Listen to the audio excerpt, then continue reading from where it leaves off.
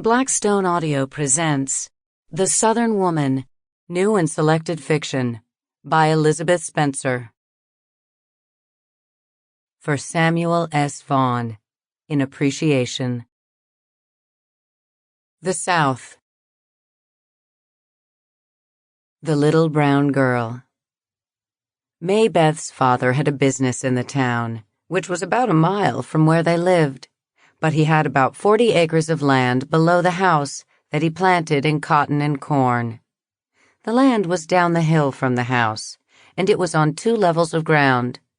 20 acres, then a bluff covered with oak sprouts and vines, then a lower level, which stretched to the property line at the small creek. You could see it all from the house, the 2 fields and the creek, and other fields beyond the creek.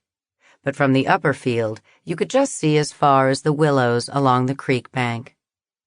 For 9 months of the year, Maybeth's father hired a Negro named Jim Williams to make the crop. Jim would work uptown in the mornings and come in the afternoons around 2 o'clock. A black, strapping Negro in blue overalls, stepping light and free and powerful on the road from town. He would go around the house to the back to hitch up the black mule in spring, or file on the hoe blade in summer, or drag a great, dirty white cotton sack to the field in the fall. Spring, summer, and fall they saw him come, until he became as much a part of the household as Maybeth, or brother, or Lester Jr., or Snookums, the cook. Then, after the last pound of cotton was weighed in the cold fall twilight, the Jim they knew would vanish. In winter, they sometimes spoke to a town Negro as Jim, and he would answer back, "Pleasant as you please," but it was no use pretending he was the same. The cotton stalks stood black and sodden in the field, and the corn stalks broke from the top, and there was nothing for a little girl to do in the afternoons but grow all hot and stuffy by the fire, or pester mother for things to eat, or study school books sometimes. There wasn't anybody much to play with out where they lived.